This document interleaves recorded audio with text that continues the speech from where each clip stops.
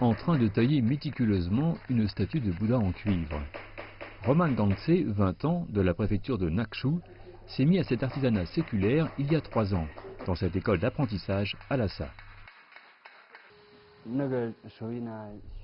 Peu de gens apprennent cette technique aujourd'hui. Elle m'intéresse beaucoup, c'est pour ça que je suis ici. Je souhaite que l'artisanat transmis par nos ancêtres ne disparaisse pas un jour.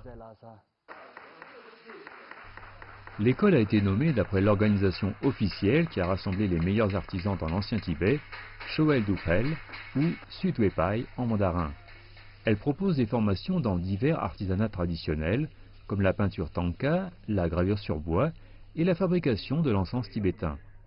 Plusieurs d'entre eux ont été inscrits dans la liste du patrimoine culturel intangible du Tibet.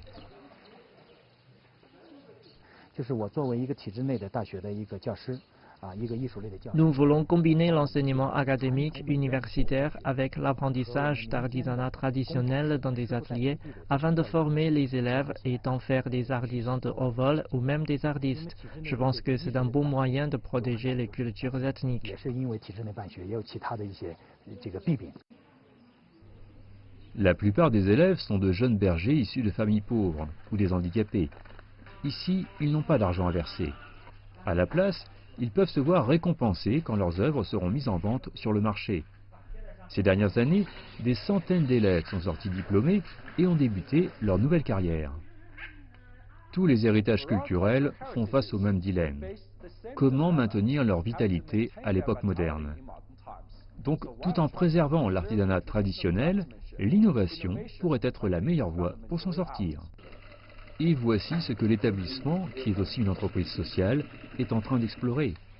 Par exemple, il collabore avec certains créateurs de mode de grandes marques pour innover en matière de costumes traditionnels tibétains afin de les rendre plus au goût des consommateurs mondiaux.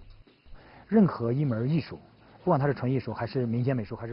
que soit la forme artistique, elle perdra son charme ou sa vitalité si elle dévie de la demande de développement social, du marché et du goût du public.